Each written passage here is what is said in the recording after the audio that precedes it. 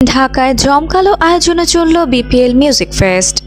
মাঠের ক্রিকেট শুরুর 7 দিন আগেই শুরু হলো এবারের বিপিএল এর মূল আমেজ। ঢাকায় বিপিএল ভেন্যু শেরেবাংলা স্টেডিয়ামকে সুরের মূর্ছনায় ভাসিয়েছেন পাকিস্তান থেকে আসা ওস্তাদ রাহাত ফতেহ আলী খান। সঙ্গে ছিলেন দেশের শিল্পী রাফা এবং তার দল অ্যাভয়েড রাফা। স্টেজ মাতিয়েছেন হালের ক্রেজ জেফার, মুজা ও সঞ্জয়।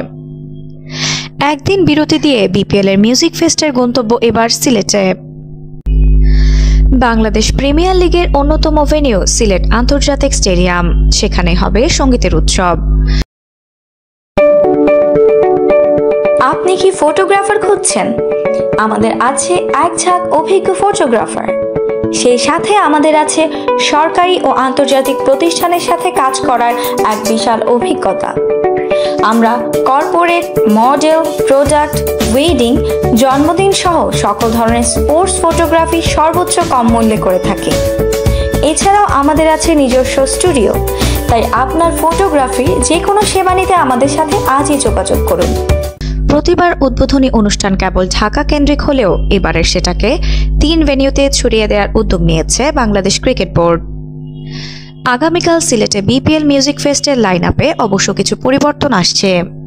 রাহাত ফতেহ আলী খান থাকছেন না সিলেটে, তবে আকর্ষণ তাতে কমেনি। যুক্ত হয়েছেন বাংলাদেশের রক মিউজিকের কিংবদন্তি বনে যাওয়া নগর বাউল খ্যাত জেমস।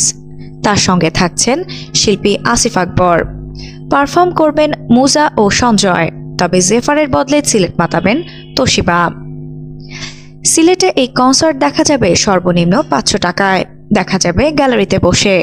সিলভার ক্যাটাগরিতে কনসার্ট উপভোগ করতে খরচ করতে হবে 1500 টাকা, আর প্লাটিনাম ক্যাটাগরির টিকিট মূল্য ধরা হয়েছে 4000 টাকা।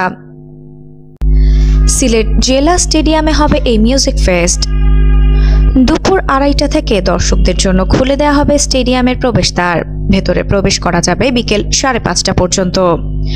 অনলাইনে টিকিট কাটতে কেনা যাবে মিউজিক ফেস্টের টিকিট। এছাড়া দর্শকরা সরাসরি টিকিট কিনতে পারবেন সিলেটের বাংলাদেশ শিশু একাডেমি থেকে।